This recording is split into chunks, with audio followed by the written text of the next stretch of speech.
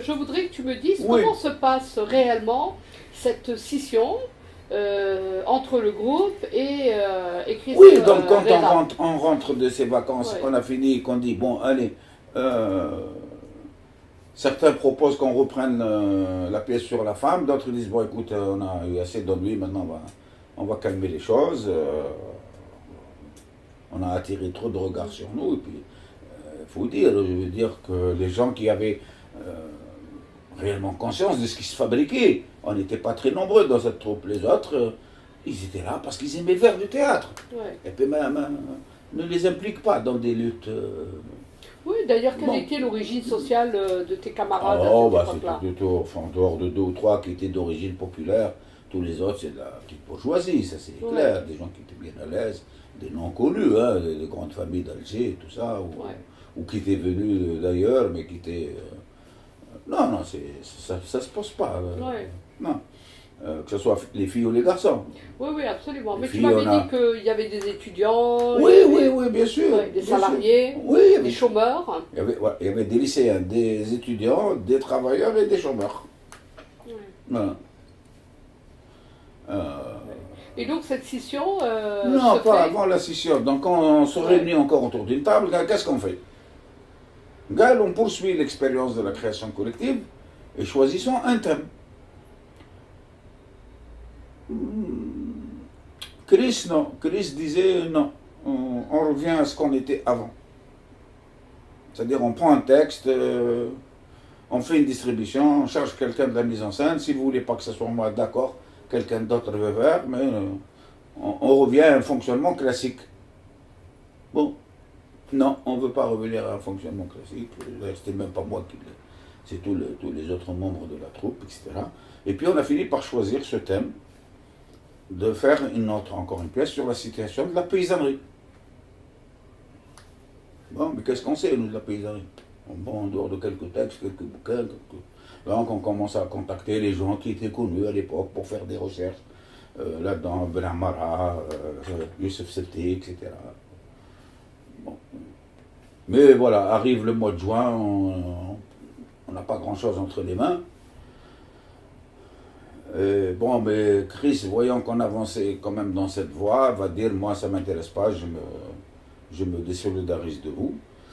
Et donc, comme un an et demi auparavant, quand la JFLN venait d'avoir un changement au niveau de la direction, ils voulaient mettre un peu la main sur le petit théâtre et tout, ils nous ont obligés, entre autres, disons, à adhérer à nouveau.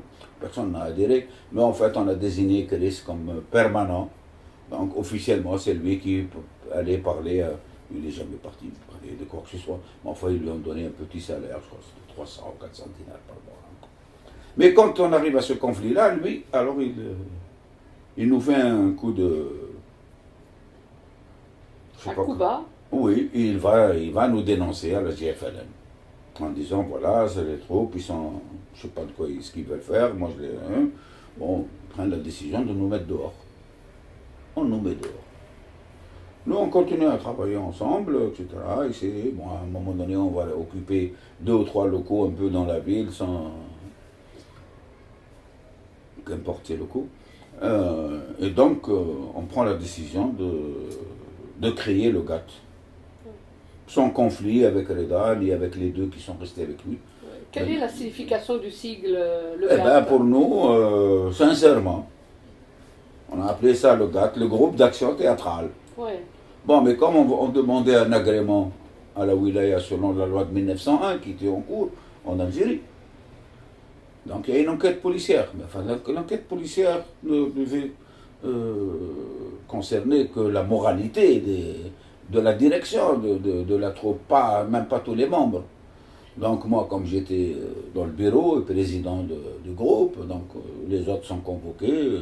Et puis moi, on me laisse à la fin. Et puis le jour où je suis convoqué, le flic qui me reçoit, il me dit tout de suite, ouais, c'est Mohamed, tu veux légaliser un secteur du Pax? يا ودي عيب عليك هذه زعما الدراري هذو راه نديرو في التياتر. قال لي non, votre groupe ne s'appelle pas GAT, il s'appelle TAG. شنو التاج هذا؟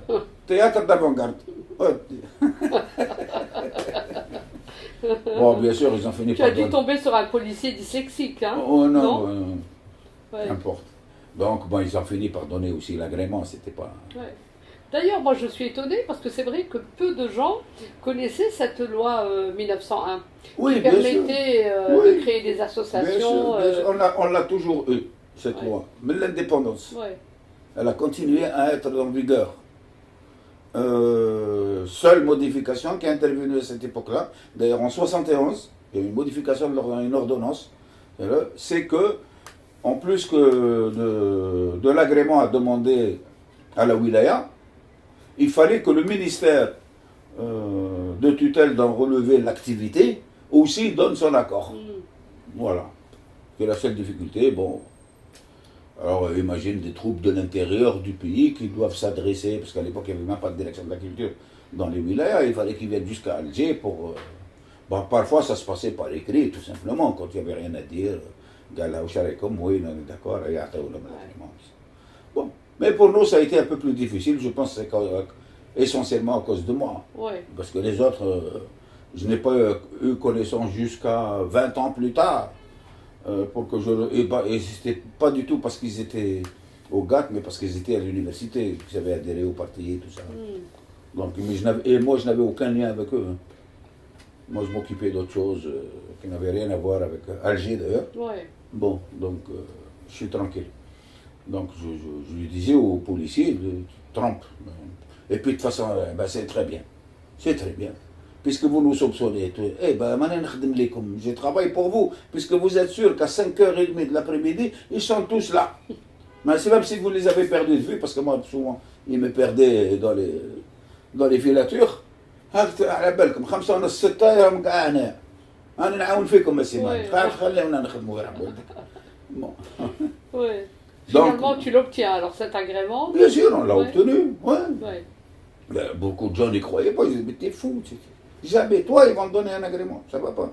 Et on dit, laisse-nous, c'est nous, d'autant plus qu'on était hébergés d'ailleurs pendant quelque temps au centre culturel d'Alger Centre. L'ancien centre culturel américain qui avait été brûlé en 68 dans une manifestation contre la guerre au Vietnam, qui est resté fermé jusqu'à 70 d'ailleurs. Que là où la PC d'Alger Centre. Celui qui se trouvait à Hydra ou... Non, à Ben Ramadan. Non, Ben Ramadan, ah oui, plus bas. Les Plus années bas dans la 60, ville d'Alger. ils avaient... Non, le centre n'avait rien à voir avec l'ambassade. Ça, c'est autre chose. Après, pour des raisons de sécurité, ils l'ont mis dans l'ambassade. Donc voilà, on continue à travailler là-dessus. Moi, je continue à mener un certain nombre de missions pour le ministère du Travail dans le cadre de ce poste qu'on m'avait donné. Notamment, donc, après les enfants, on me charge d'une enquête sur une association à caractère national et reconnue d'utilité publique qui réunissait un certain nombre de formations pour jeunes filles renvoyées de l'école. Donc,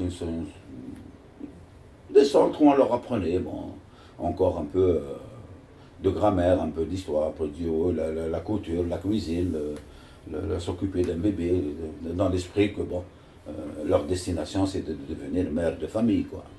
Voilà, donc. Mais ils suivaient des programmes vieux de, je sais pas combien de temps, avec même une petite influence chrétienne là-dedans. Donc, à un moment donné, le ministre dit, faites-moi une enquête, bon, on cherche qui peut faire. Ah, bah, on a Crémo là-bas, bah, il y a Crémo. Donc, je fais la connaissance des gens de cette association, de la direction, qui était aussi un fonctionnaire du ministère du Travail. Et donc, on y va. Ils ont un centre de formation pour ce qu'ils appellent les cadres des centres à travers le pays. Donc, je vais là-bas, je fais une enquête. Je vois beaucoup de choses à arranger. Je fais aussi une enquête à travers le pays. Je vais à Constantine, à Takriyat, je sais pas quoi. Et je fais mon rapport et je dis voilà, il faut absolument qu'ils changent de programme. Et on me dit, bah, change de programme, eh ben, change les programmes. Et elle dit, moi je ne sais pas ce que c'est. Effectivement, j'ai contacté un certain nombre de professeurs, de gens de l'université, tout ça, qui m'ont aidé à... Et puis, dans ce centre de formation, de cadres tahom, comme ils les appelaient, je crée un ciné-club. Mais moi, je suis un homme. Et je vais venir après que tout le monde soit parti. Il n'y aura plus que les surveillantes et tout. Donc le chef, il dit, quand même, il faut que tu ramènes une femme avec toi. Et d'accord, il va ramener une femme. Comme la sœur de Nouara, Safia, faisait partie de la troupe, et que j'avais l'habitude donc de l'accompagner de temps en temps, eh ben, je propose à Nouara, que je connaissais dans le cadre avec quelques amis de la troupe qui étaient à l'université, je lui propose, parce qu'elle était déjà dans le mouvement des ciné-clubs, je lui propose de venir animer un ciné-club. Voilà, c'est comme ça que, entre autres, notre relation a commencé. Ouais. Voilà. Donc je fais ça, on fait les programmes, ils les acceptent. D'ailleurs, après, ils sont devenus association complètement financée par la sécurité sociale, totalement. Voilà, jusqu'à la fin des années 80. Ouais. Après, ça s'est effiloché, je ne sais pas pourquoi. Mais moi, bon, à partir de 73, je ne les suivais plus. Oui, ça avait terminé le... Voilà, donc Voilà. je continue le travail dans le théâtre, etc. Et puis, bon, en juin, donc, on a un chapitre de la sécurité sociale qui s'appelle activité sociale, familiale et culturelle. Donc je vois qu'il y a de l'argent là-dedans. J'ai dit, bah, donnez-moi un peu d'argent, donnez-moi un véhicule. Effectivement, il m'avait donné un bus complètement déglingué, mais qui roulait encore, 2 millions. Et on est parti faire une enquête sur, entre guillemets, la poésie populaire, mais c'était pour approfondir nos connaissances de la paysannerie. Oui, et puis rencontrer les paysans aussi. Voilà. Ouais. Donc on continue comme ça. Bon, entre-temps, on se fait vider il y a un nouveau directeur au niveau de ce truc, il nous met dehors. Ouais. Au niveau des locaux, oui. dire. Et donc venait à ce moment-là de se créer ce qu'on appelait à l'époque le service culturel du FLN, avec quand même un certain Damerji, qui est un dramaturge, qui a fait une formation en RDA, un homme de progrès, etc. Et donc on lui propose de nous prêter la cave de ce local qui se trouve d'ailleurs à la rue Pasteur. Et lui, il nous dit, vous atterrez. J'ai dit, d'accord, on atterre, mais il n'y a pas d'ordre. On est dans les services culturels, on n'est pas dans le FLN.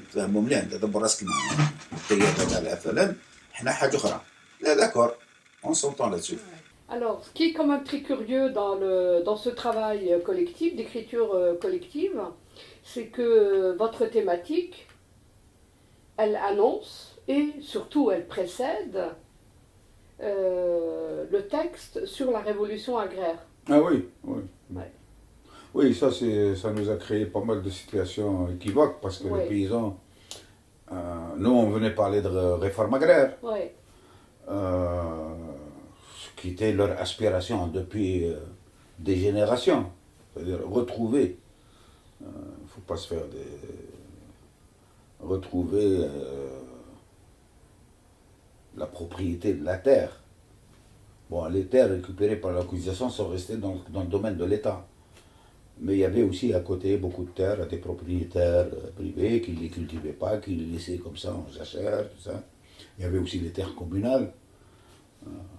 Bon.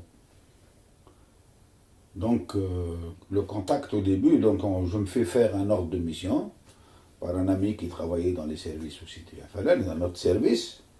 Il prend un ordre de mission, il met mon nom, responsable du GAT, wilaya de l'Asnam, de Mostaganam, de Saïda, etc., Tiaret.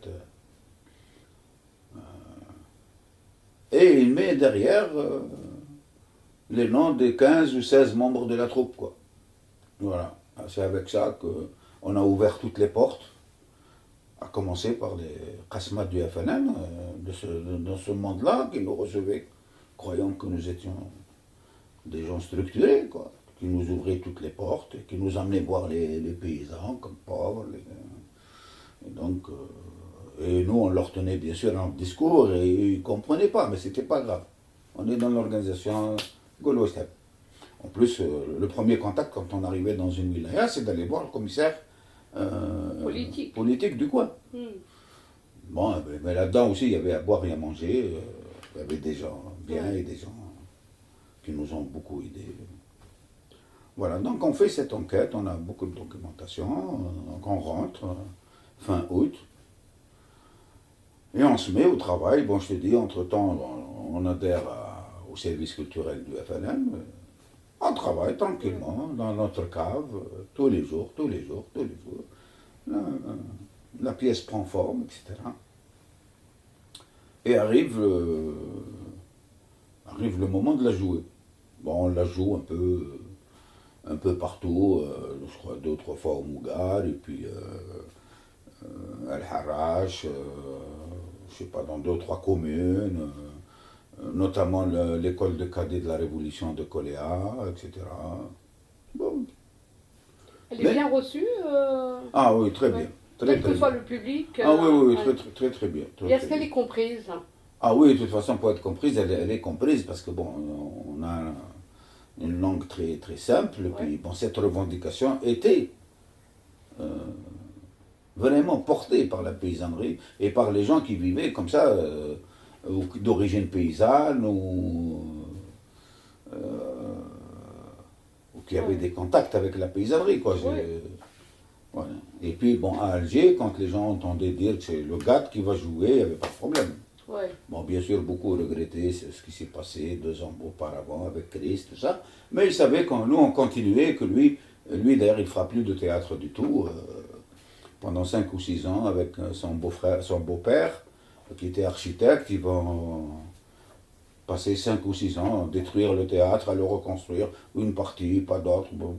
Et puis au bout de 5 6 ans, il est reparti en France. Ouais. Je ne le reverrai que vers 94-95. Oui, à Paris, hein, je crois. Oui, oui, oui, à Paris. Oui. Ouais. Bon. Mais votre pièce, est-ce qu'elle a un retentissement au niveau de la presse? Ah oui, là Est-ce que vous avez des articles, oui, vous recevez des oui. journalistes Il y a eu beaucoup ouais. d'articles. Il y a eu même un jour Ben Dimeret qui a écrit quand même un long article sur 2 pages dans Algérie Actualité avec le titre Une pièce qui vaut 1000 discours. C'est Ouais. clair. Et donc arrive le fin juin, on demande à partir en tournée. Non mais là, on est dans un service. Il fallait demander l'autorisation donc, à Damarji qui doit demander l'autorisation à des gens plus hauts. Et donc, ça arrive, bien sûr, à cette époque, toutes les décisions étaient prises par Qaïd Hamid. Donc Qaïd Hamid dit, bon d'accord, je désigne, il prend une décision, il désigne aujourd'hui un comité politiquement armé, idéologiquement, je ne sais pas quoi, pour visionner la pièce et puis pour me faire rapport. Ouais, malice. Donc, on joue la pièce à la salle de Khaldoun. Ouais. Vraiment, on occupe de force presque la salle de Khaldoun. Il y avait une association aussi de gens de théâtre qui faisaient de théâtre en arabe classique, tout ça, qui était sous la houlette de Bahi Fodala à l'époque. Tout obscur pour moi. Et donc, bon, ils nous laissent faire. On joue la pièce, ils viennent, ils regardent avec en public, c'est-à-dire on l'ouvre, mais ils sont là, on leur réserve. On nous dit qu'ils sont 5, on réserve 5 fauteuils. Ils viennent, ils regardent, ils sont là. 3 jours, 4 jours, alors, rapport, et puis apparemment. Pas de décision. Il n'y a pas de décision, et puis les 5, chacun fait un rapport différent de l'autre. Alors Qaïd Ahmed, comme à son habitude, il s'énerve et il les insulte. Qu'est-ce que c'est que ça? Vous avez été voir une pièce, vous n'avez pas vu la même pièce ou quoi? Allez, moi je vais aller la voir. Et donc il nous ordonne, il demande une séance. Effectivement, on la lui accorde au bout de 3 jours. Bon, dans des conditions un peu dramatiques, parce que bon, on a compris que on risquait gros avec lui. Ouais. Donc on a pris, enfin notamment moi, j'avais pris quelques dispositions, disons de sécuritaires, quoi. Ouais. C'est-à-dire, malgré votre appartenance au FLN, Ah oui, non, mais vous risquiez d'être non, mais arrêté comme le premier. non, mais il savait qu'on n'était pas dans. Ouais. C'était une couverture, quoi. D'une façon Même pas une formelle. couverture, Ouais. c'était un accord. Franchement établi, c'est-à-dire Ouais. il n'y avait pas de saloperie en dessous, c'était Ouais. clair. On ne cherchait rien à cacher, il nous connaissait, on le connaissait, Damarji nous connaissait mieux que tous les autres. Le commissaire politique d'Alger nous connaissait très bien. D'ailleurs, quand ils l'ont consulté, il a dit c'est quoi ce groupe-là? Tranquille. Ouais. Pour te dire. Et donc là, vous allez quand même jouer. On joue devant lui. Oui, devant lui. Et Bon, alors il y a beaucoup de détails là. Si tu veux les prendre, là, on va passer la nuit là. Hein. oui. Alors qu'est-ce que tu. Mais en tout cas, devant la salle Ibn Khaldoun. Hein? Devant la salle Ibn Khaldoun. Bon, dans la salle Ibn Khaldoun, il voit la pièce, ça ne lui plaît Mais pas. avant. Oui. Avant que vous n'entriez en scène, vous remarquez quand même. Ah oui, on remarque. Autour du théâtre. Non, et ça n'augurait rien de bon. La salle Ibn Khaldoun était encerclée, avec des voitures officielles, des motards, la police, des voitures qui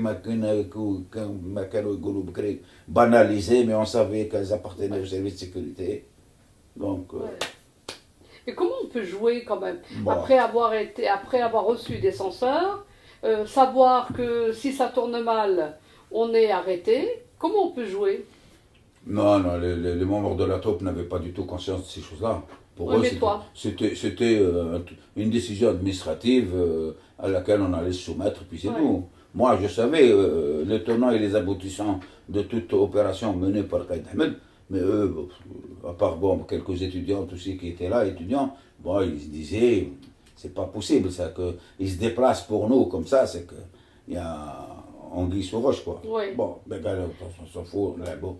Ben, lui, il vient avec tout le secrétariat du FLN, tout le secrétariat des organisations de masse, et même parce que la salle de Khaldoun, quand même, quand il y a 856, il nous ramène l'énergie habituelle du FLN, que ceux qui ont participé à caporaliser le GTA, le GFLN, etc., et même des voyous, plus particulièrement, pourquoi, je ne sais pas, mais c'est la réalité, de l'harrache, etc., en disant, il y a de la bagarre ce soir. Mais aucune bagarre. Donc on joue la pièce telle qu'elle. À la fin, nous, on s'installe aussi, donc en bordure de scène, pour dire, il y a débat, il dit Naïd. Ah, c'est Slimane, parce que son nom de guerre, c'était ça. Tous les gens proches de lui l'appelaient comme ça, c'est Slimane. Tfadal, regarde, un débat. Ah bon, qui c'est qui m'appelle comme ça? C'est nous, la troupe, monsieur. Ah bon, ouais. Ah, vous voulez un débat? D'accord. D'ailleurs, il commence, pour te donner le temps du débat rapidement, demande bon, qui a écrit ce texte? On l'a écrit ensemble. Qui a fait les décors? On l'a fait ensemble. La mise en scène, ensemble. La musique, ensemble. La mise en scène, ensemble. Pour te donner le temps, c'est pas la peine de raconter tous les autres détails. Des jeunes hommes, vous voulez me faire croire que votre groupe fonctionne démocratiquement? Alors, je suis bien placé, moi, pour savoir qu'il n'y a pas de démocratie dans ce pays. Oui, carrément. Comme ça. Bon, maintenant, au bout de 2 heures de débat, on ne s'entend pas, au bout d'1 heure, moi, je laisse la parole aux autres en lui disant, bah, écoutez, moi, je suis fatigué. Et un ou des idées notes, juste pour partir. Alors, la décision, s'il vous plaît, vous nous donnez ces moyens pour qu'on puisse partir en tournée. Il dit franchement, tant que je serai responsable de l'appareil, il n'est pas question que cette pièce voit le jour. Bonsoir. Et il s'en va. Ouais. Donc moi je lui dis, écoutez, nous on n'a aucun lien avec vous. Nous on est des jeunes travailleurs, des lycéens, des étudiants, des chômeurs. Notre passion, c'est faire du théâtre. Vous ne voulez pas, eh bien demain matin vous recevrez notre démission. Bon, il parle avec des merdiers, il parle avec un autre type de... Et ils s'en vont. Nous, on insiste, alors quelle est la réponse? Bon, il nous reçoit 4-5 jours après, mais il n'a pas changé bon, je passe sur les détails, sur ce qu'il a compris, ce qu'il n'a pas compris de la pièce, tout ça. Ouais. Donc, effectivement, nous démissionnons de... Il nous reçoit effectivement 4-5 jours dans son bureau, il nous dit les mêmes choses et il maintient ses positions. Nous aussi, et donc on démissionne des services culturels du FLN et on continue tout seul. Comment tu comprends son refus? Alors, peut-être pas sur le moment, mais quelques années après. Non, sur le moment. Il fait partie de l'appareil politique. Non, y compris et il sur s'oppose à la révolution agraire. Oui, parce que bon, la décision de faire ce qui a été appelé révolution agraire a été prise en fait par Boumedienne. Ouais. et un certain nombre du Conseil de la Révolution qui étaient, eux, en liaison avec la féodalité, avec la petite propriété, la grosse propriété, qui, même s'ils avaient participé à cette guerre de libération nationale, où on a promis aux paysans qui avaient pris les armes qu'à l'indépendance, ils allaient retrouver leurs terres, ou du moins que l'État leur donnerait des terres. Donc ils étaient en divergence. Et d'ailleurs, c'est un des exemples les plus flagrants de cette période, c'est que ce pouvoir n'a jamais été un pouvoir homogène. La- la- la- le travail vraiment de Boumediene, parce que bon, beaucoup de gens n'ont pas relevé la chose, n'ont pas vécu comme ça, c'est que ça a été le chef, effectivement, mais il est resté si longtemps chef et respecté, c'est parce qu'il a su rassembler tous les courants qu'il y a eu dans ce mouvement national et ceux qui sont nés avec l'indépendance, avec tous les appétits qu'on connaît, pays riches, etc., des pétrole, du gaz, tout ça, drame Kainen, bon. Et lui, il a su. Et d'ailleurs, il a coupé avec lui que quand ils ont pris, eux, l'initiative de rompre avec lui. Lui, il n'a jamais rompu avec eux. Ouais. Moi, je me trompe peut-être, mais je trouve que pour un paxiste, tu es quand même un grand admirateur de Boumedienne. Non, je ne suis pas admirateur. Je le replace dans son contexte et dans le rôle réel qu'il a joué. Mais je sens quand même une la fascination. faille vient de la société. Ne vient pas de lui. Lui, il a fait tous les progrès que pouvait exiger de lui la situation. Parce que le Boumediene de 65, c'est pas le Boumediene de 71, ni le Boumediene de 76. Dans ses relations internationales et dans ses relations dans le pays. Mais il y avait beaucoup de résistance, effectivement, contre cette voie progressiste, dite socialiste, etc. Parce qu'on ne parlait plus de socialisme, à ce moment-là, on s'est mis à parler de l'option du socialisme. Donc quelque chose à construire, pas là, comme ça se passait un peu dans les pays de l'Est. Ok, mais les résistances sont venues de l'état réel de cette société, des forces réelles qu'il y avait dans cette société, que, bon, y compris nous dans le Pax, on n'a pas su analyser correctement. Puisque jusqu'à sa disparition, le Pax va continuer à parler d'un coup d'État fasciste. 19 juin est un coup d'État fasciste. Antidémocratique, oui, mais encore. Si je compare en Angola la démocratie de Boumediene avec la démocratie de Bembela, c'est le jour et la nuit. Oui. Bon, alors. Mais ça ne suffit pas que le leader, le chef soit... parce qu'il a manqué. C'est ce prolongement organique. C'est-à-dire que ça ne suffit pas d'avoir des idées progressistes, de tenir, de forcer la main à un certain nombre de courants réactionnaires, conservateurs, etc. S'il n'y a pas en même temps, une prise en charge populaire massive de ces orientations. C'est ce qu'il a manqué d'ailleurs à Jamal Abdel Nasser. C'est ce qui a manqué au Atassi en Syrie, qui ont permis l'arrivée des Assad.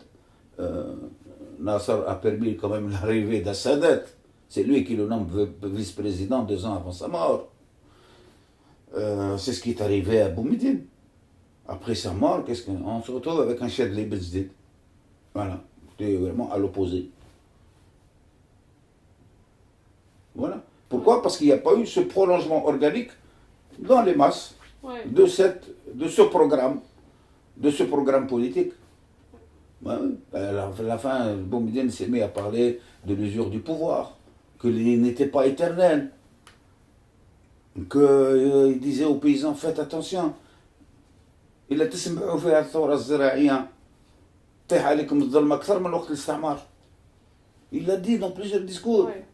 Dans les discours pour les cadres, etc., y compris les militaires, il s'adressait à eux, il leur disait, hein, ربيتوا الكروش, نسيتوا منين جيتوا, d'où vous venez, vous étiez des va-nu-pieds, vous creviez la faim, aujourd'hui, comme donc, et puis, enfin, c'est... Et puis en face, bon, qu'est-ce que c'est le Pax? Le Pax, on en a fait une montagne. Je ne sais pas du tout. Il y avait peut-être 2000, 3000 militants. réellement actifs. Beaucoup d'autres étaient plutôt des sympathisants, des gens qui voulaient bien lire le journal, qui donnaient de temps en temps un peu d'argent. Mais c'était pas vraiment... On était un petit parti. Nous brillons beaucoup par nos orientations, par les documents, les analyses que nous produisons dans le journal. Ouais, oui, ça c'est vrai. Mais là, au niveau de la mobilisation, on a laissé croire, par exemple, à un certain moment, que nous étions derrière toutes les grèves qu'il y a eu dans le pays, ce qui n'est pas vrai. Le prétexte, d'ailleurs, le prétexte du 5 octobre 88, c'est quoi? 3 jours avant, on arrête des cadres du PAX. Ils n'avaient rien fait. Enfin, ils n'avaient rien fait. Ils ont continué à militer dans les syndicats, dans les organisations, normalement. Ouais. Mais il fallait un bouc émissaire. Donc on a pris cela. Mais en fait, quand le 8 octobre va éclater, il n'a rien à voir avec nous. Nous, on l'a subi comme tout le monde. Il y avait d'autres forces qui avaient travaillé à cet éclatement. Et on l'avait dit. Mais enfin, il ne suffit pas de le dire, il faut être capable d'endiguer le mouvement au contraire. Ouais. Là, on n'a pas été capable. Nous, on a été dans les manifestations du 5 octobre, presque comme observateurs politiques pour voir qu'est-ce qui se passe, qui tire les ficelles, etc. etc. Ouais. Nous, on a dit ni oui ni non à ces manifestations. Il y a même des camarades qui étaient dans la clandestinité, donc il y avait des couvertures. Les gens croyaient que celui-là était médecin, qu'il allait travailler loin, l'autre professeur, etc., parce qu'ils aidaient dans le quartier, dans l'immeuble, les jeunes à préparer le bac, les aider pour leurs études. Donc ils étaient très bien vus, mais on ne savait pas qui était. Ben, quand il y a eu le 5 octobre, les jeunes du quartier ont été s'adresser à ces cadres, à ces militants. Pour leur... Qu'est-ce qu'on fait? On n'avait pas de réponse. Et ça, tu l'attribues à quoi quand même? Ce manque de réactivité? Bon, c'est trop long à expliquer. Trop long à et je expliquer. te dis, non, je sais à quoi l'attribuer, mais Ouais. ce sera que mon point de vue. Et dans ce domaine-là, moi, je ne veux pas donner mon point de vue, je veux que ce soit un travail collectif. D'ailleurs, j'essaye de contacter beaucoup de gens, tout ça pour leur dire au moins, il faut au moins qu'on laisse, Ouais. parce que nous, on n'est plus capable de reprendre le militantisme tel que nous l'avions envisagé à ce moment-là. Ouais. C'est-à-dire H24. Ouais. Mais toi, tu tout le le vis temps. comment ce 5 octobre? Pour toi, il augure d'une bonne nouvelle ou bien, Non, pas du tout. Tu sens que ça va être non, catastrophique? non. Notre analyse du 5 octobre, elle est claire. Ma'roufa min har l'oul, c'est des luttes exacerbées au niveau du pouvoir qui n'ont pas trouvé de compromis. Parce que Charlie était incapable, lui, d'être rassembleur. Et donc, il a fallu, entre le FLN, les services de sécurité, la multitude de cadres qu'il y avait dans le pays qui étaient encore pour une orientation d'une économie nationale à l'abri de l'impérialisme et du néocolonialisme, etc. Alors, on a des atouts, on a quand même tant de jeunes, on a formé déjà tant de travailleurs, nous avons déjà un tissu industriel qu'il faut continuer, c'est vrai, il n'était pas performant à 100%, mais qu'on peut améliorer, qu'il faut poursuivre tous les investissements dans ce domaine, y compris maintenant aussi les industries légères, y compris la satisfaction des besoins, etc. etc. Et d'autres qui disaient, non, ça sert à rien avec le libéralisme. Le libéralisme, c'est quoi? On l'a vu. C'est-à-dire, c'est des gens qui avaient une mentalité d'épicier. C'est le libéralisme d'un pays capitaliste. À ce moment-là, le libéralisme dans tous les domaines, y compris dans le domaine politique. Non, on m'avait parlé que de libéralisme économique et encore avec une vision d'épicier. Bon, et donc à un moment donné, parce qu'il y a des patriotes dans le FLN, on ne va pas nier ça. Il y avait des gens qui étaient pour une voie nationale indépendante et qui voyaient que beaucoup de secteurs dans le pays étaient, dans le cadre de la restructuration, étaient dissous, étaient dans le domaine de l'agriculture. Les biens vacants, par exemple, il n'a jamais été question. Autant pour Médine, personne n'osait dire allez, on vend les biens vacants. Il aura toujours, mais vous êtes fous. Jamais. Avec les gens en attente qui ont des petites fortunes, des trucs, mais ça va être la spéculation. C'est Et la preuve, aujourd'hui qu'on a tout, les immeubles sont en train de se délabrer, l'État, ça ne le regarde plus, n'est-ce pas? Et, voilà. Ah Et oui. la spéculation, hein, un logement que les gens ont acheté à l'OPCI pour 2 millions, 3 millions, 2 ans après, ils pouvaient se permettre de le vendre à 100 millions. Il y a une spéculation terrible. Maintenant, c'est 1 milliard. C'est pas 100 millions. Donc, Oui, il y a eu un... c'est-à-dire ils ont provoqué. Ils ont provoqué un affrontement, croyant qu'ils allaient trouver. Hein, en fait, le marmeta faz talium. Il a fallu donc faire intervenir l'armée. Malheureusement. Malheureusement. Bon, moi je pense que donc cette histoire de 5 octobre, les gens ont oublié un peu ce qui précède le 5 octobre, en dehors, comme j'ai dit déjà, que dans les sphères du pouvoir, tous les n'arrivaient pas à s'entendre, il leur fallait une crise qui éclate, quoi. Il ne faut pas oublier que pendant les années 80, ce qui a été mis en place, en dehors bien sûr des remises en cause de certaines options, etc., de la restructuration des entreprises, l'introduction forcée du libéralisme, etc. Il ne faut pas oublier que pendant toute cette période, le mot d'ordre du pouvoir, c'était pour une vie meilleure. Mais en fait, c'était pour endormir les gens, hein, avec le pape, avec l'annulation de l'autorisation de sortie, tout ça, on avait l'impression qu'on rentrait dans une ère de liberté, de démocratie. Mais en fait, ce qui a été mis en place, et ce qui perdure d'ailleurs jusqu'à aujourd'hui, c'est ce système politico-judiciaire, etc., qui fait que, bon, on a commencé à vivre dans l'impunité. C'est-à-dire les gens commettaient des vols au grand jour, presque, d'entreprises nationales,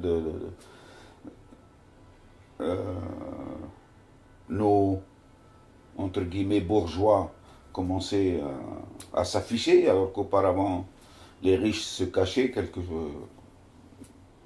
Et donc, ce mécontentement va effectivement trouver une soupape. C'est-à-dire, eux, ils ont enlevé le couvercle, mais en fait, dans la marmite, ça bouillonnait depuis très longtemps, et donc voilà. Je dis ça pour rappeler que tous les scribouillards de l'époque, les analystes, en dehors de ceux qui ont dit que la récréation était finie, n'est-ce pas, à l'époque, disaient que le peuple était sorti pour revendiquer la démocratie. À aucun moment, dans les slogans qui ont été produits de cette période, il n'a été question de démocratie.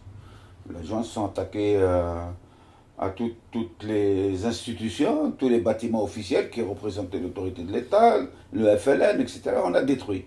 Et puis on a attaqué les magasins d'État pour prendre tout ce qu'on pouvait prendre, les chaussures Nike, les je sais pas quoi. Et donc cette revendication démocratique ne pouvait pas sortir comme ça. Mais tous les jours, chaque fois qu'on rappelle cet anniversaire, on nous rappelle que le peuple était sorti pour demander la démocratie. Pas du tout. Moi, je pense effectivement, les gens avaient besoin de liberté, mais surtout de justice sociale. Ce que fera le Fils tout de suite en récupérant cette revendication de justice sociale, puisque eux, ils avaient promis au nom de Dieu que s'ils arrivaient au pouvoir, ils feraient du nettoyage, c'est-à-dire qu'il n'y aurait plus de corruption, il n'y aurait plus de passe-droit, il y aurait plus... Bon. Et on sait comment ça a fini plus tard. Et c'est pour revenir donc au début de l'État algérien. Bon, c'est vrai, nous avions un État qui se construisait, il y avait des services de sécurité très sévères, très durs, même je pense qu'on a trop grossi leur importance et leur action sur la société. Mais il ne faut pas oublier que pendant ces événements, ce qu'on appelle les événements du 5 octobre, se sont créés de la façon la plus occulte, la plus clandestine, des centres de torture à travers tout le pays, où des milliers de jeunes ont été torturés. On parle de 500 morts. beaucoup de jeunes ont été torturés, handicapés, y compris dans leur virilité, etc. Et que tout de suite va se créer un comité national contre la torture, qui ne pourra pas, bien sûr, travailler librement. Et voilà, mais ça exprime pour moi, hein, dans ces forces occultes qui voulaient vraiment s'accaparer du pouvoir seul, parce qu'il y avait des résistances quand même dans le pays, contre cette libéralisation forcenée, etc. Et c'est une haine vraiment, moi j'analyserais comme une haine de classe, c'est-à-dire qu'ils se sont mis à arrêter les gens de partout. Et je te dis, ces centres qui ont été créés, ça a été des tortures horribles. Et jusqu'à aujourd'hui, on ne sait pas qui a ouvert ces centres, qui les a fait fonctionner, etc. Ce qui est quand même grave par rapport à l'histoire du pays, etc. Bon, alors bon, on retrouvera ça plus tard encore, mais cet affrontement entre va se poursuivre. Bon, bien sûr, l'élément le plus, on verra après le terrorisme armé, etc. Mais en fait, tous les éléments étaient déjà là en place. Ouais. Tu veux dire que c'est une boîte de Pandore que l'on va ouvrir avec un dessin précis, mais qui va quand même aboutir au multipartisme. Non, non, le multipartisme était déjà en projet. Rappelle-toi, nous avions, Chadli avait invité pendant des années Cheikh El-Ghazali, hein, Ouais. qui a été recteur de l'université islamique de Constantine, qu'on appelle l'université Émirat al-Qadr, qui faisait un discours une fois par semaine à la télévision, qui a donné beaucoup de conférences à la salle de Khaldoun, etc. Et lui qui disait, oui, dans la vie, il y a deux partis. Il y a le parti de Dieu et le parti du diable. Et donc, pourquoi pas le multipartisme? Bien, en 86 déjà. Hein. Ouais. Bon, donc, non, il y avait un projet, soi-disant, de libéralisation. Mais en fait, dans leur idée, c'était pas ça qui allait. C'est pas le multipartisme dans le cadre d'une démocratie représentative, etc. Non, c'était pour une fois de plus tromper les gens et les emmener dans des directions. Ouais. Peut-être les laisser s'affronter, mais qu'au sommet, on est la paix quoi, pour continuer toutes ces réformes qui étaient dictées en partie par le FMI, etc. Mais Bon, je crois que l'Algérie ne pouvait pas échapper quand même à cet effondrement, on va dire mondial, parce que là on est en 88, 89 arrive très vite avec la chute du mur de Berlin.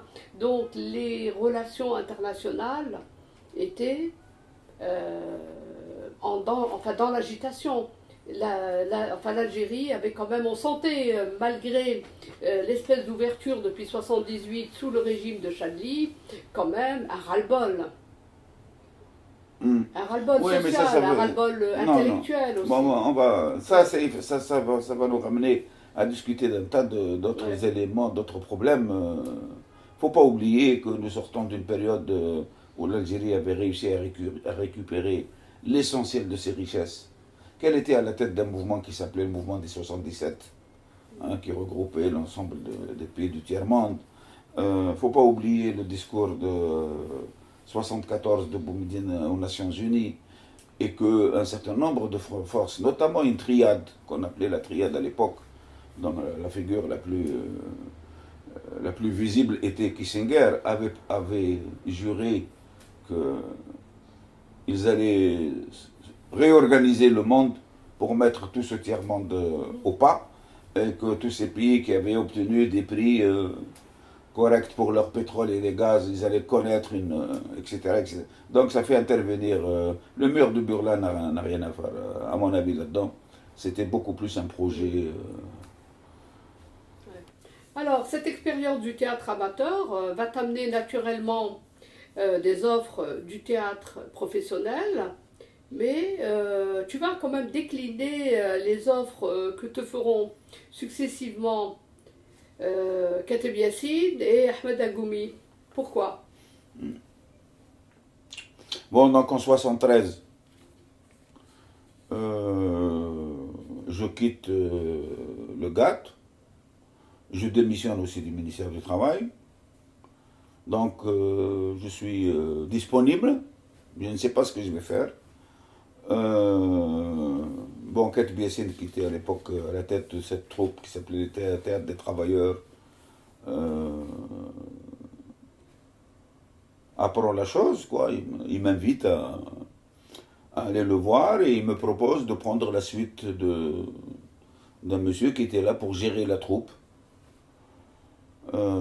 J'ai dit d'accord, je reste avec vous 2-3 jours, j'observe ce qui se passe et après je te rendrai une réponse. Bon, au bout de 3 jours, on va dire rapidement le mode de vie de ces jeunes et de lui qui encourageait cela ne pouvait pas me convenir. Moi, j'avais, on va dire, autre chose à faire.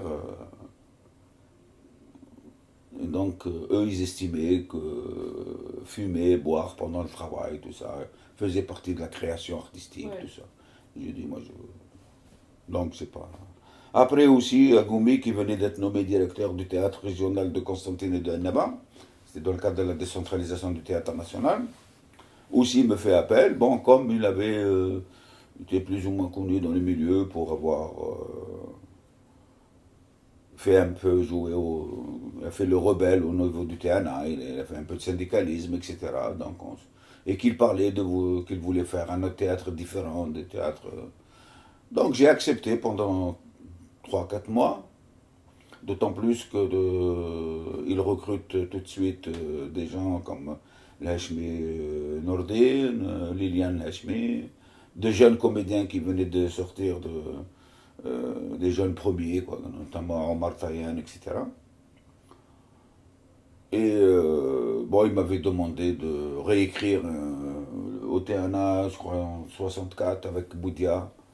Oui, 64. Ils avaient écrit un texte, on va dire, une sorte de charte du théâtre, une sorte de petit manifeste, quelques pages, quoi. Il m'avait demandé de le revoir, de réécrire autre chose pour... bon, je trouvais que c'était inutile. J'ai dit, quand vous accomplirez déjà ce qu'il y a dans ce premier manifeste ou cette première charte, on verra si on peut aller plus loin.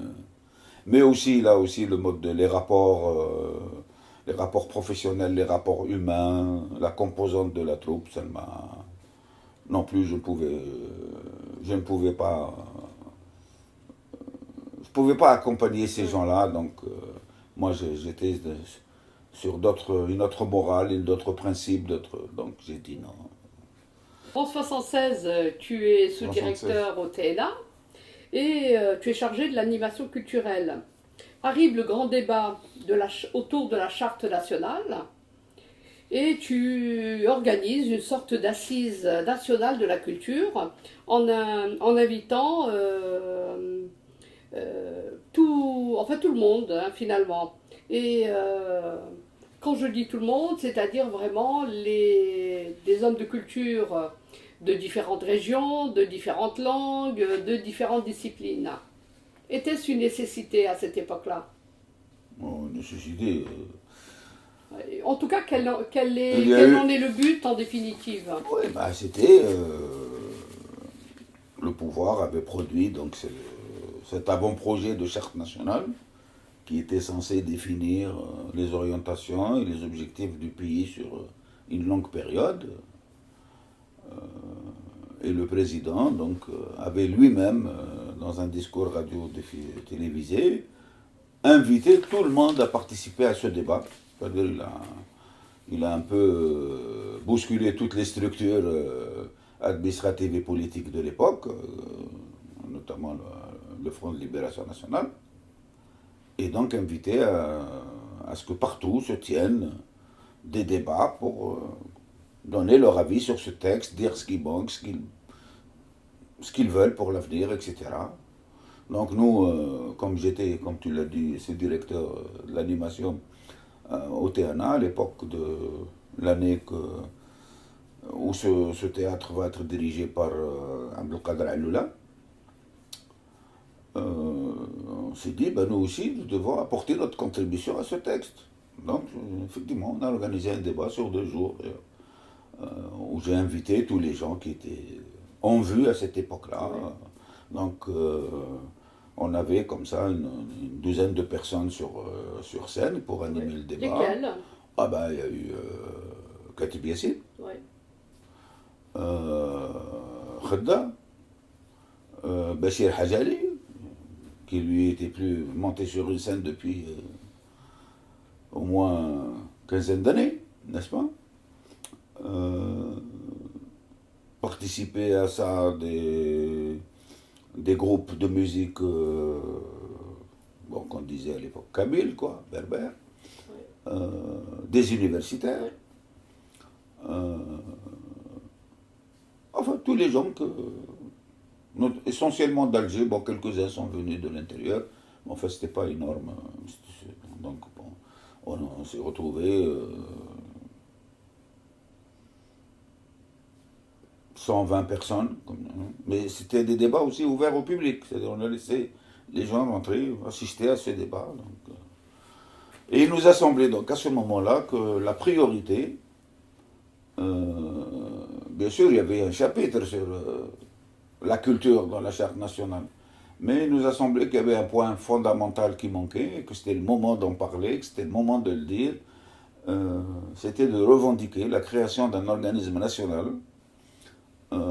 qui reprendrait, enfin qui se chargerait de préserver tout le patrimoine culturel algérien, de quelque expression que ce soit, et quelques formes qu'il pouvait prendre. Donc ça concernait la musique, la poésie, l'artisanat, et puis l'encouragement aussi donc du livre, du théâtre, du cinéma, etc. Mais on s'est surtout centré sur cet organisme pour la préservation du patrimoine sans aucune exclusive. Oui, tu veux dire sans aucune exclusive linguistique. Oui, oui, bien sûr, linguistique, bah oui, il n'y avait pas. Pour Ouais. nous, il y avait la culture d'expression arabe, il y avait les cultures d'expression berbère dans toute sa diversité, kabyle, chaoui, zénet, targhi, Ouais. etc. Bon, voilà. Mais est-ce que ces débats n'ont-ils pas été surestimés, puisque 4 ans après, il y aura le printemps berbère? Et quel regard portes-tu maintenant sur cet événement? Hmm. Non, c'était pas surestimé,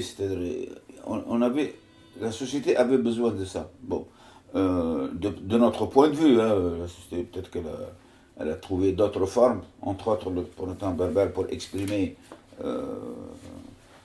Mais moi, le regard que j'avais, c'est que, bon, effectivement, cette revendication était juste, mais elle a été traitée de façon, à mon avis, trop politique,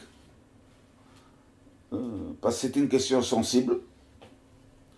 Et dès que, effectivement, dans cette région-là, des revendications, elles n'étaient pas uniquement culturelles, elles étaient aussi politiques, ils n'étaient pas satisfaits de la façon dont l'administration centrale gérait ces régions. Pas oublier que ces régions-là, depuis l'indépendance,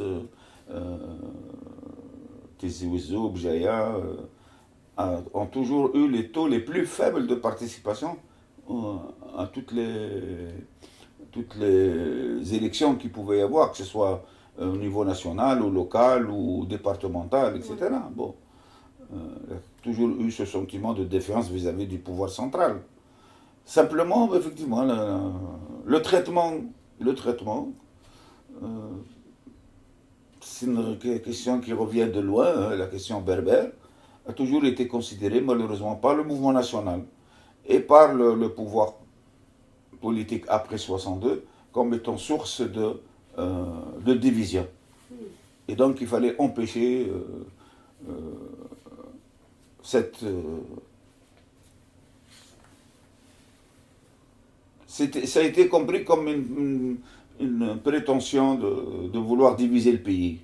Et donc, il y a eu des réactions très fortes de la part du pouvoir pour préserver l'unité nationale. Oui. Voilà. Et plus de 30 ans après, tu as quand même l'émergence d'un mouvement qui s'appelle le MAC, et qui est aussi un des résultats de cette période du printemps berbère. Ah non, non, là je suis pas d'accord. Ouais. Ça c'est de la perversion. C'est-à-dire il y a un petit groupe qui a fait partie du mouvement berbère, culturel berbère, qui fera partie plus tard du RCD, et qui, même le RCD ne lui convient plus, qui se retire et qui ne trouve autre chose qu'à aucune assise populaire, qui déblatère sur cette question d'autonomie qui n'a plus aucun fondement. Aujourd'hui, elle n'en avait plus déjà dès 62. Moi je dis, je me répète, si conflit il y a encore, c'est parce que effectivement cette question a toujours été très maltraitée. Et il faut comprendre, il faut renvoyer un tas d'autres histoires, enfin d'autres éléments, repères historiques, le fait que Aïd Ahmed prenne l'initiative en 63 d'organiser un maquis contre le régime central, alors qu'il avait une divergence avec Ben Bella, et pas plus, quoi. Oui. Comme tu me le disais, il n'en a jamais parlé, il n'a jamais reparlé Non, de lui, cette action lui, il a jamais, et militaire et politique. lui, Oui. il ne s'est jamais expliqué le... Ouais. Non, bien sûr. Ouais, ben ça, c'est le problème du FFS et des militants du FFS. Oui. Hein. Enfin. De quelle manière arrives-tu à la réalisation? Alors il est vrai que tu avais très tôt fréquenté la cinémathèque algérienne en participant aux nombreux débats qu'il a traversés, à tel point que d'aucuns pensaient que tu étais un animateur Oui, de la cinémathèque. Ouais. Ouais, j'ai continué donc pendant ces 2 années là, comme ça, où je faisais des petits boulots à droite et à gauche, essentiellement donc à fréquenter la cinémathèque.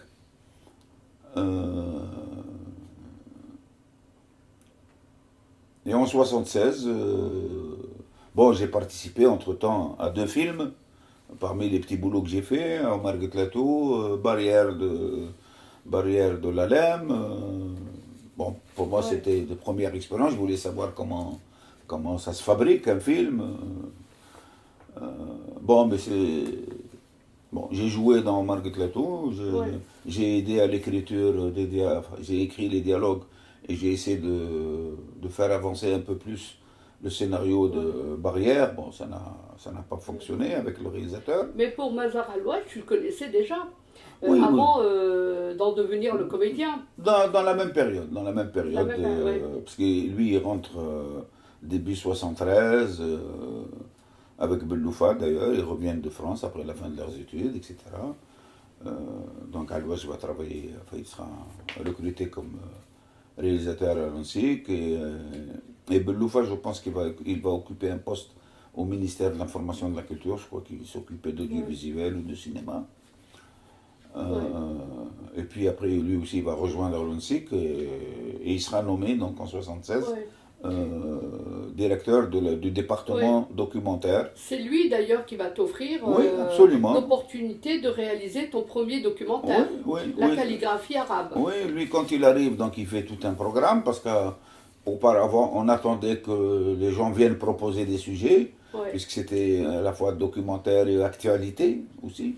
Continuait encore à faire des actualités algériennes qui étaient diffusées en avant-programme dans les salles de cinéma. Ouais. Donc il fait un programme d'une centaine de films à produire durant cette année. Et parmi les films qu'il arrête, il y a ce sujet, puisque nous étions là en pleine campagne d'arabisation, n'est-ce pas? Donc il inscrit un film comme ça qui s'appelle La calligraphie arabe. Mais le fait que 99% du personnel de l'ONSIC, c'est des francisants, quoi. Ouais. Tu peux rappeler le sigle de l'ONSIC? Eh C'est ben, l'Office TPFM. national. Ah oui, l'Office national du commerce et de l'industrie cinématographique. Ouais. Donc, je vois la liste, moi je lui rends des visites, c'était devenu un ami, quoi. On se fréquentait dans le cadre de l'UAV, l'Union des arts audiovisuels, dans le cadre d'autres activités, etc. Et donc je vois cette liste-là, et je dis, alors qui c'est qui va te faire ça? Il me dit, personne jusqu'à maintenant. Ben, je te le fais. Allez. Ouais. Voilà, comme il savait que je fréquentais le milieu, que je connaissais un peu. Bien sûr, dès qu'il me donne son accord, moi je vais voir Mohamed Khedda, parce que je lui dis, voilà, il y a un projet d'un film sur la calligraphie arabe, si tu participes, moi je vais assumer la partie cinéma, quoi. Bon, lui, il avait déjà fait un certain nombre de travaux là-dessus. Il suivait un peu ce qui se passait chez les peintres arabes, notamment égyptiens et irakiens, qui avaient travaillé sur ce problème de la calligraphie arabe. Bon, ben, on s'entend. Il écrit un texte, très, très, très beau texte d'ailleurs. Et voilà, et donc je dépose ce texte-là comme étant le texte qui va être la ligne de conduite du film, enfin de direction du film. Et donc on me dégage une équipe, etc. Et on commence à tourner. Donc on commence chez Khedda, qui sort tout ce qu'il avait comme matériaux, les revues, les livres sur la calligraphie arabe, etc. etc. Donc, bon, on fait de ce qu'on appelle la macro-photo, quoi. Pendant 2 jours ou 3 jours, je ramasse, moi. À ce moment-là, j'ai aucune idée de comment il faut organiser un film, tout ça. Donc je suis en train de ramasser des matériaux non-stop, quoi. On verra ce qu'on en fera au montage. Donc au bout du 3e jour, Mohamed, il voit ça comme ça. Une grosse caméra, là, c'était une Arriflex de 35 mm posée par terre carrément, avec une immense chambre noire, comment on appelle ça? Bon, le mot, hein? Je ne sais pas, un volet. C'est comme un accordéon, enfin c'était la chambre noire, ouais. Un objectif, un gros objectif de devant, un soufflet, une sorte de soufflet. Et puis, bon, les documents passés. Bien sûr, le directeur photo, parce qu'il était déjà directeur photo, le gars qu'on m'avait détaché, c'était Yahyaoui, Allal. C'est un des meilleurs, avec Merabtine comme directeur photo. Après, il y aura Smaïl Hamina, etc. Mais enfin, c'était les... Bon.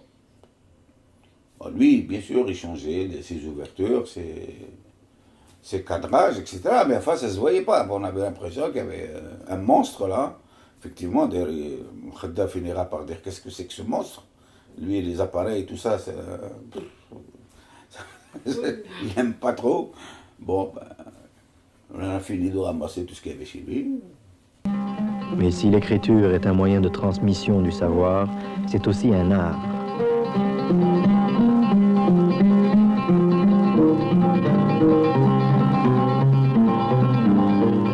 Car la calligraphie est, parmi les différentes formes de l'expression arabe, l'une des plus prestigieuses et des plus vivaces.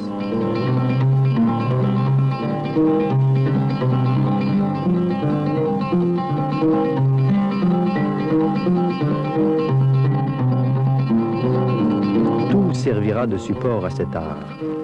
Les matières sortent de leur mutisme. Le bronze, le cuivre martelé, gravés retiennent en mémoire un mot, un nom, une sourate. Dans l'éclat de l'or, le miroir de l'argent, la lettre sans racine se fiche au cœur des métaux précieux. La pierre est ici burinée, taillée, transformée par les mains patientes de l'homme.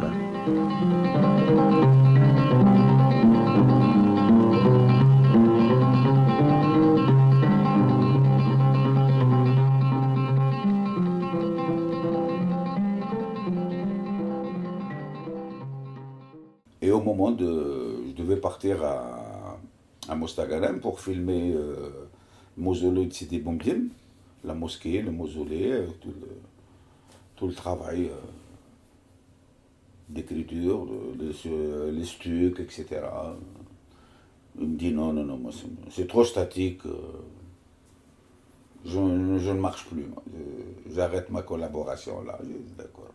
Moi, j'avais le choix entre jeter l'éponge ou continuer. Donc, j'ai continué.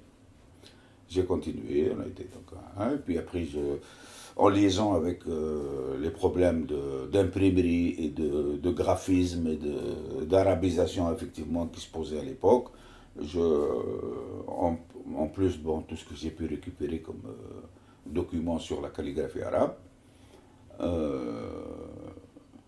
je tourne au journal Chab pour voir comment on fabrique, donc à cette époque-là, les gros titres, je sais pas comment vous appelez ça, les intertitres, et tout ça, c'était fait à la main, calligraphie. Donc le calligraphe qui était en même temps calligraphe du Chab et qui était aussi professeur de calligraphie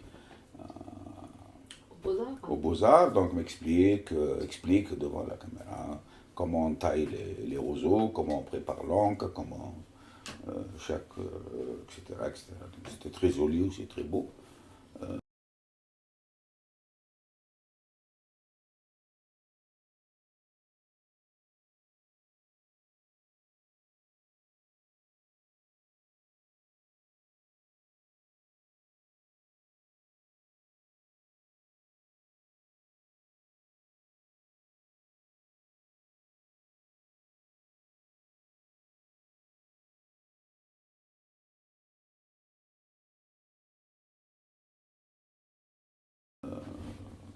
Voilà, donc autres matériaux, je ramasse, donc comme je te disais, c'était l'arabisation, donc on avait, par ordre administratif, comme ça, le ministère de l'Intérieur donne ordre à ce que tous les commerçants changent les enseignes, etc.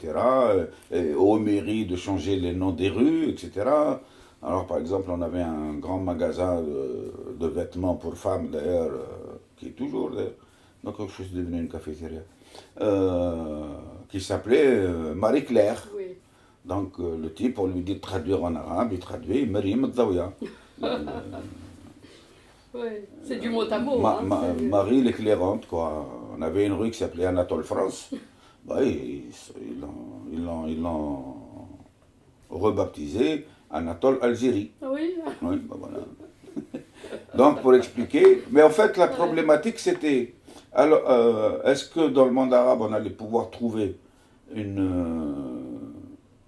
un nouveau graphisme de la lettre arabe pour la rendre aussi fonctionnelle que les lettres latines, pour pouvoir effectivement disposer d'imprimeries beaucoup plus rapides, beaucoup plus fonctionnelles, et puis commencer aussi, il y avait une nouvelle nécessité, donc les ordinateurs commençaient un peu à se généraliser dans les administrations, pas encore l'ordinateur personnel, et donc il fallait trouver aussi, parce que c'était très compliqué de composer un texte en arabe, etc. Donc voilà, il y avait donc on va dire dans ce film deux parties, donc la partie esthétique, artistique, c'est-à-dire la beauté de la calligraphie arabe, et puis après la problématique économique, le problème du développement, parce que bon, ça touchait l'industrie du livre, ça touchait la presse, etc. Donc est-ce qu'on allait pouvoir trouver une solution là-dedans ou pas? C'était un petit métrage, je crois, de 26 minutes. Oui. Ouais. Oui, c'était un court métrage de 26 minutes, qui après, bon, moi j'ai fait la version arabe, bien sûr, après il a été traduit en français, en anglais, en espagnol, en allemand, parce l'ONSIC avait réussi à le placer un peu partout dans le monde, mais moi je n'étais au courant de rien du tout, puisque toutes ces opérations vont se faire sans moi, puisque moi j'avais une convention pour produire un film, une fois que j'ai terminé, on me paye mon dû, et puis au revoir, quoi. Alors que ce soit à l'ONSIC ou à la RTA, deux entreprises nationales évidemment, tu vas encore connaître la censure. Alors une première fois avec un documentaire en deux parties que tu vas réaliser pour l'ONSIC et qui tourne autour de la problématique de l'école algérienne. Et donc ce documentaire, tu vas le réaliser en deux parties. Et pourtant, il ne sera jamais diffusé à la télévision. Oui, alors donc, de la même manière que pour la calligraphie arabe,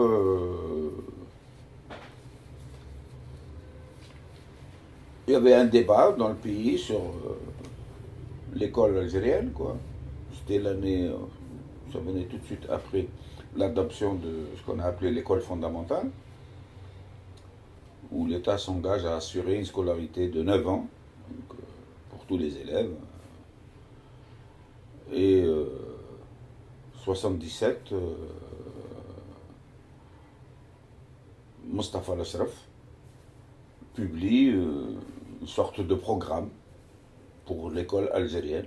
Est-ce que tu peux préciser qui est très rapidement Mustafa Al-Ashraf, un petit peu son rôle aussi hein, au sein disons, c'est un sociologue d'Algérie qui a produit quand même une œuvre fondamentale qui s'appelle l'Algérie, Nation et Société, en plusieurs articles qu'il va en 63-64 réunir dans un livre et qui va être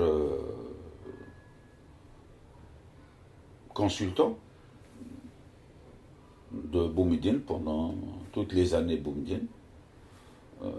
Donc il va travailler à la présidence sur ces questions culturelles, éducatives. Et donc,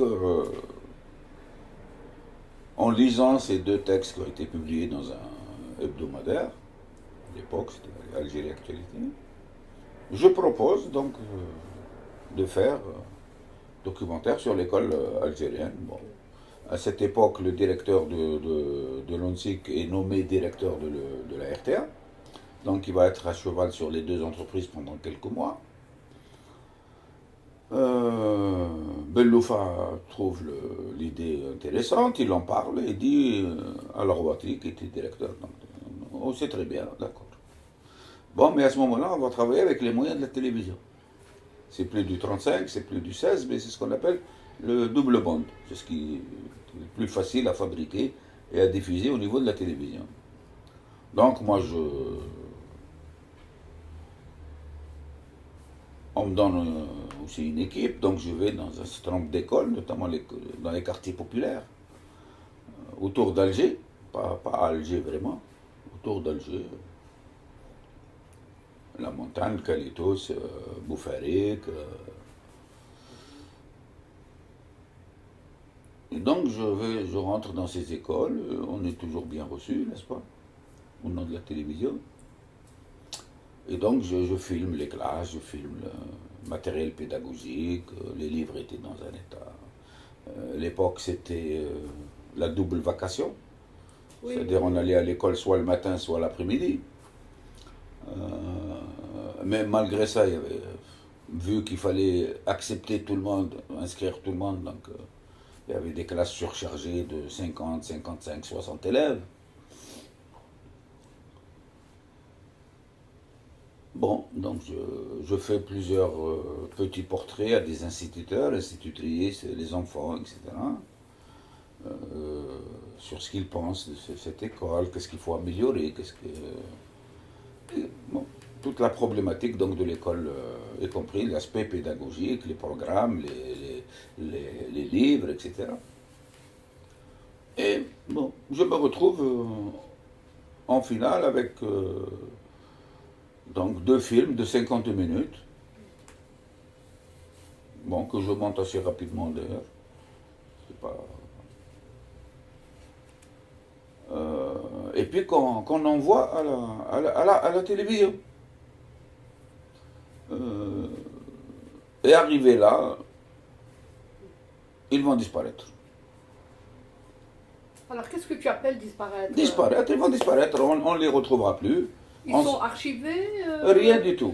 Non, puisqu'après... Ils ont un numéro d'arrivée rien du tout. Sur un bordereau, non? Je ne sais pas, Le seul document qui peut prouver aujourd'hui l'existence de ces films, c'est mon contrat, ma convention avec la DPFM pour réaliser ces 2 films. Le reste. Alors qu'est-ce qui s'est passé? Est-ce qu'on les a déposés chez Larouati? Est-ce qu'on les a déposés à la Filmathèque? Est-ce qu'on les a déposés au service de la programmation? Enfin, 3 jours après, on n'a plus, on ne les trouve plus. qu'est-ce qui s'est passé? Sont-ils passés à la commission de visionnage, entre guillemets, c'est-à-dire la commission de censure de la télévision ou pas? Ouais. Tout le monde dit, nous, on n'a jamais vu ça. Je cherche même dans les archives, quand 2 ans plus tard, je vais travailler à la télévision, où il y a tout un rayon, la filmathèque et toute une armoire au niveau du laboratoire où on stocke tout ce qui est interdit à la diffusion. Il n'y a rien de tout ça. Ouais. Donc, Et tu as une explication non, personnelle? non, j'ai aucune explication. Je ne sais pas à quel niveau ça peut disparaître, donc je peux... Non. Parce que quelle était ta conclusion dans ces 2 films où tu as émis un certain nombre La conclusion, c'est de critiques, sans doute? bien sûr, critique. C'est-à-dire, voilà, il faut maintenant que l'école a dit la massification, c'est très bien, mais maintenant il reste à améliorer les programmes, la formation des instituteurs, la formation des... Puisqu'après 9 années, ça fait l'école primaire plus le collège. Ouais. Qu'il faut lui donner les moyens à cette école fondamentale. Il ne faut pas oublier que un pan entier de cette école fondamentale, c'était aussi les ateliers. Ce qui fait qu'à 9 ans, enfin à 16 ans, quand les gens sortaient de cette école fondamentale, ceux qui réussissaient l'examen final allaient dans les lycées, les autres savaient en gros quel métier ils aimeraient faire, etc. Donc ils avaient une petite initiation à la menuiserie, les laboratoires, les tours, tout ça. Non, mais ça ne s'est pas fait, Ouais. parce que ça demandait énormément de moyens. L'Ashraf d'ailleurs, ce passage qu'il va faire l'éducation nationale, d'ailleurs on l'a appelé à ce moment-là le Jules Ferry de l'Algérie, va durer à peine 8 mois parce qu'il va y avoir une levée de bouclier contre lui par ces arabisants, par ces réformistes camouflés dans une fameuse commission de l'arabisation du FLN, etc. Et même au niveau de l'Assemblée nationale, etc. Et qui ont été jusqu'à, il le dit d'ailleurs dans son livre Mémoire des lieux et des, je ne sais plus, j'ai oublié le titre exact, il parle dans la 2e édition. Hein. Ouais. La première, il n'a pas voulu en parler, puisqu'il y a eu 2 éditions, donc il termine son témoignage en disant, effectivement, ils ont été même sur le point de le liquider. C'était à l'époque de Yahyaoui, qui était responsable, coordinateur du FLN, et c'est Boumediene qui met le haut là en leur disant attention, si vous touchez un seul cheveu de ce monsieur-là, vous aurez affaire directement à moi, etc. Parce qu'il avait programmé une visite à Betna d'inspection, tout ça. Et puis quelques jours après, il est relevé de ses fonctions, il passe à autre chose. Et bien sûr, on va nommer un monsieur, à mon avis, qui avait réussi à s'infiltrer dans ce pouvoir sous des formes démocratiques, puisqu'il s'est retrouvé à un moment donné président de la PC de Tizi Ouzou, après président de l'APE de Tizi Ouzou, après Wali de Tizi Ouzou, et là il se retrouve ministre de l'Éducation nationale. Et la première décision d'ailleurs qu'il prend, même à un moment donné j'avais une copie de cette décision, je crois que je l'ai encore 001, c'était de supprimer tout ce qui était partie technologique de cette école fondamentale pour la remplacer par des cours, en augmentant les heures de cours d'éducation religieuse, d'éducation civique, entre guillemets, éducation morale, encore entre guillemets, tout ça. Et mais je pense que ce monsieur a beaucoup contribué à faire le lit du fils, quoi. Oui.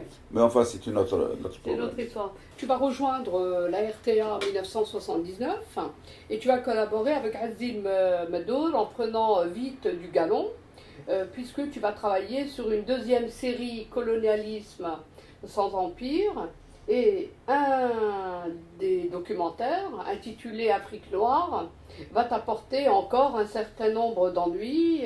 Oui, non, c'est-à-dire quand je rentre à la télévision, normalement avec les 3 documentaires que j'avais fait au niveau de l'ONSIC officiellement, Donc moi, j'ai demandé à être recruté comme réalisateur à la télé. Non, en fait, on me dit d'accord, on te recrute. Bon, je fais intervenir pour on me recrute. Et donc, je suis recruté comme assistant réalisateur. Alors que tu avais réalisé Oui, déjà non, trois mais documentaires. c'est normal, c'est pas un problème. C'est-à-dire qu'à chaque fois, il faut rappeler que chaque fois que moi ou d'autres réalisateurs, même les confirmés, entre guillemets, chaque fois qu'ils s'engageaient ou qu'ils voulaient faire encore un film, en fait, ils refaisaient tout le chemin presque à zéro, c'est-à-dire que comme il n'y avait pas d'accumulation, il n'y avait pas l'expérience n'était pas prise en compte, etc. À chaque fois, il fallait faire ses preuves. Bon, donc, je comprends que là aussi, je rentre à la télé, on me le dit pas, mais je le comprends, faire ses preuves. Bon. Donc à cette époque, c'était Ahmed Bidjaoui qui était responsable de la production, on disait dramatique à l'époque, notamment donc, du cinéma à la télé. Il me demande de voir les équipes qui étaient en train de travailler ou des réalisateurs qui étaient en train de préparer tout ça. Bon, je rentre en contact avec deux d'entre eux, c'est pas la peine de citer leur nom. Il y en a un qui était en train de tourner un film, et puis 2 semaines après, je quitte. Je trouve que je ne vais rien apprendre là-dedans. Je rejoins un autre qui était en préparation, mais dont le scénario était plus que flottant. Donc, et je reste comme ça, à tourner en attendant l'occasion de. Et au bout de, comme ça, de mois de promenade dans les couloirs de cette télévision, je visite les tables de montage, etc. Et bon, je fais la connaissance de Azdin Meddour à ce moment-là, qui était en train de travailler sur une série qui s'appelait donc Colonialisme sans empire. C'est un genre assez particulier. Bon, en Union soviétique et dans les pays de l'Est, on leur donnait beaucoup. C'est un genre à qui on donnait beaucoup d'importance, c'est-à-dire ce qu'on appelle le montage d'archives. Qui est quand même assez compliqué parce qu'en fait on travaille sur des archives, c'est-à-dire des images qui ont été fabriquées par d'autres,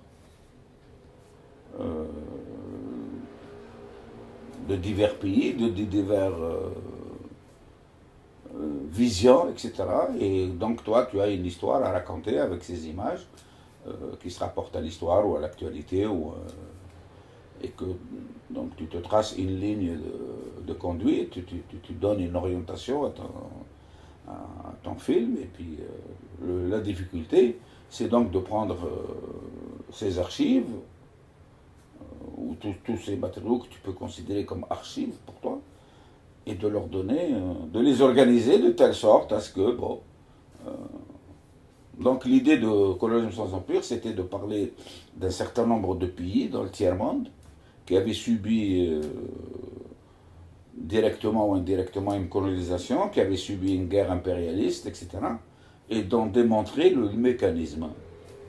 Pas uniquement de rester à l'événementiel, mais qu'est-ce qui se tractait derrière. Et donc je le trouve en train de travailler sur cette série qui a touché au Congo, de Lumumba à l'époque, le Vietnam, Saint-Domingue, différents coups d'État sous la houlette, bien sûr, de la CIA et des États-Unis. Il avait un numéro sur l'Afrique du Sud, la situation d'apartheid, et un numéro aussi sur l'agression tripartite en 1956 contre l'Égypte par la France, l'Angleterre et Israël. Bon, mais comme Meddour n'était pas du tout arabisant, je lui ai dit quand même, comment tu peux travailler sur un sujet pareil, alors tu ne connais pas l'arabe, tu connais... comment tu vas travailler sur les discours, les réactions, disons, officielles de l'Égypte, et notamment les discours de Jamal Abdel Nasser, etc. Bon, il me dit, allez, prends-le, il me détache un de ses monteurs, il avait 3 monteurs à ce moment-là, et bon, fais-moi, voilà le texte, fais un pré-montage, et après on verra, on discutera. Voilà. Donc, dans ce film-là, il fallait montrer toutes les tractations de cette agression entre les Français et les Anglais, avec la bénédiction des Américains et la participation des Israéliens, etc.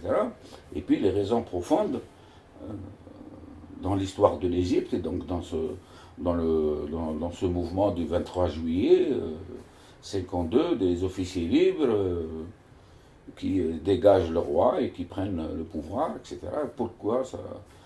Pourquoi Nasser avait besoin de nationaliser, etc.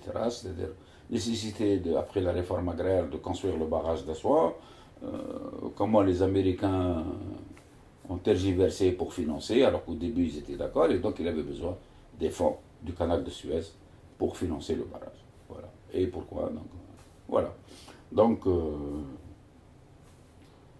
bout de 2 mois, malheureusement, moi j'arrive en septembre 78 donc à la télé, donc au bout d'1 mois comme ça, je fais sa connaissance, je collabore avec lui, et puis commencent les rumeurs en Algérie sur la maladie de Boumediene, qui va s'éteindre au mois de décembre, donc 78. Et donc on déclare 40 jours de deuil. Donc les programmes de la télévision changent. Et à ce moment-là, on presse Meddour de finir ses documentaires. Et pour la première fois dans l'histoire de cette télévision, un réalisateur termine un documentaire, un film. Les films de fiction ne passaient pas. Enfin, des documentaires, et c'est tout. De la musique, des chants patriotiques.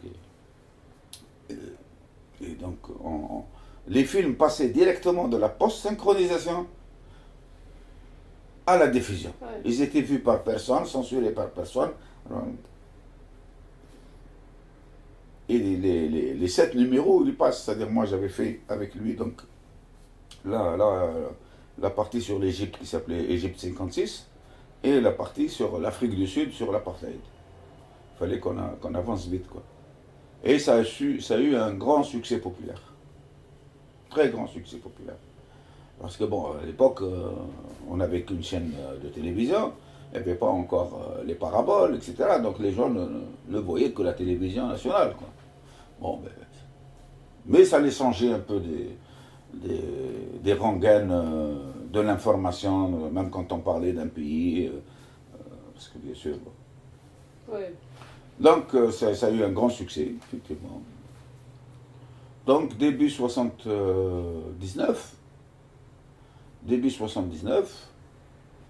on lui demande de faire une deuxième série et d'inclure obligatoirement l'Algérie, parce que c'était l'année du 25e anniversaire du 1er novembre. Ouais. Bon, lui, il demande un petit temps de réflexion, etc. Au bout de 2-3 semaines, il dit non, je ne fais pas. Et je ne sais pas comment.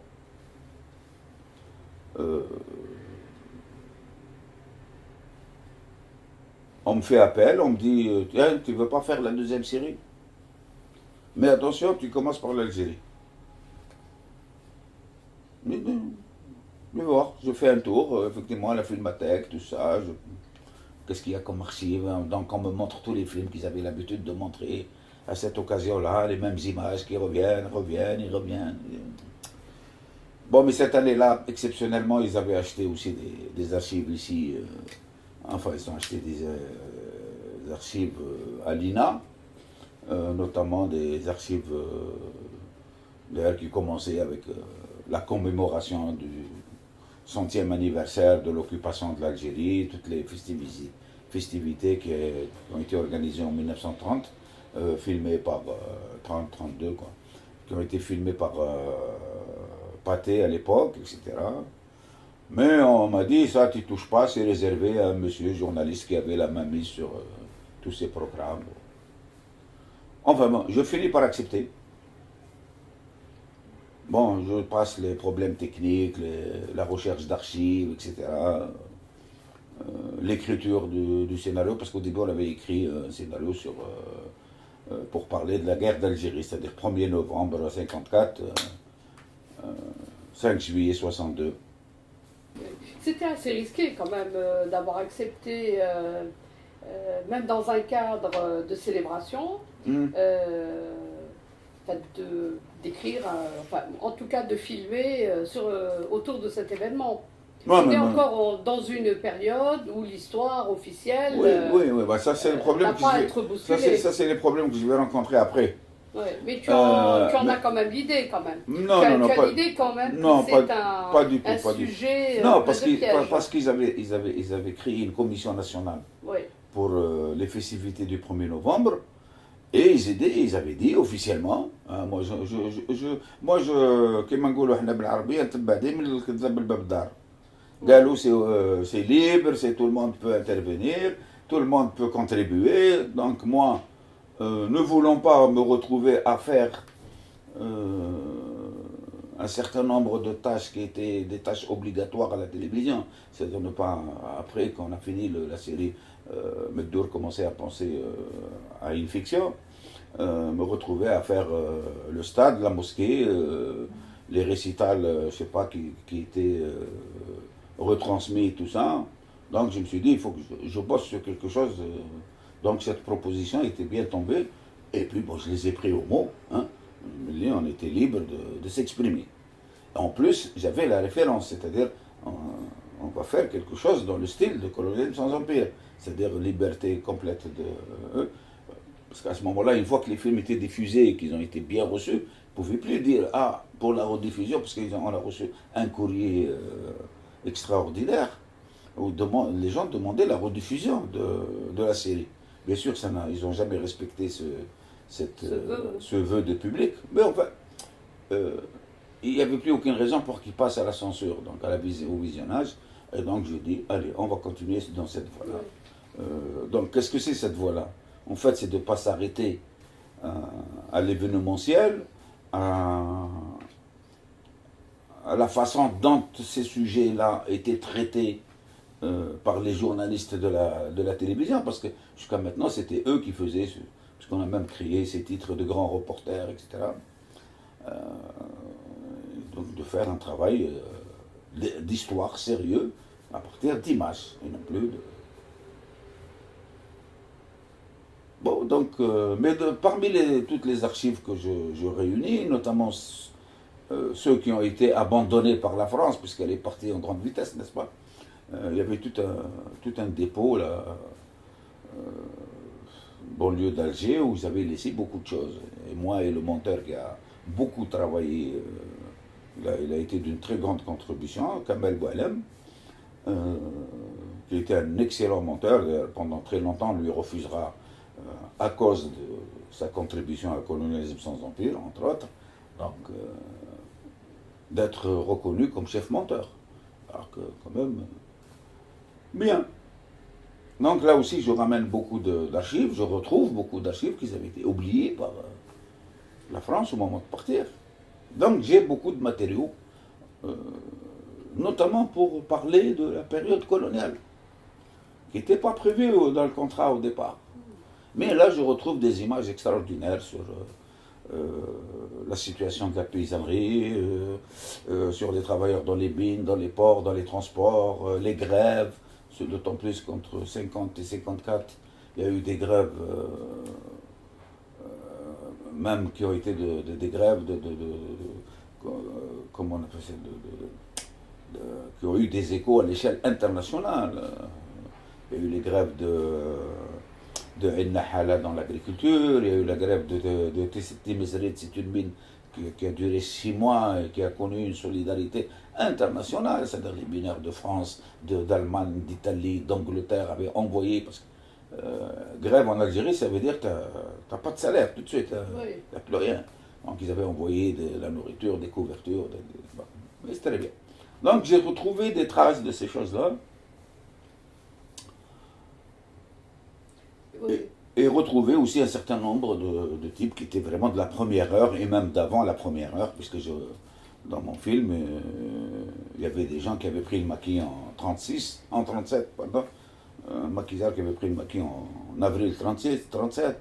Je retrouve un maquisard qui avait pris le maquis en 48 et qui a été rejoint par sa femme en 49 et qui va reprendre, qui va continuer avec les maquisards dans les ORS à partir de 56, et non pas 54 au début. Oui. Et devant cette profusion d'archives, c'est là où tu vas te décider finalement à faire un triptyque. Non, j'ajoute un numéro. C'est-à-dire, ok, j'ai les archives pour parler de 54-62, mais là je trouve quelque chose, et puis ce qui m'a tenu à cœur, c'est la première fois que les Algériens allaient voir ces images-là. Ouais. Bien sûr, avec ma... Donc j'ai concentré sur les luttes sociales pendant cette période coloniale et sur l'arrogance et du système colonial, notamment du point de vue militaire.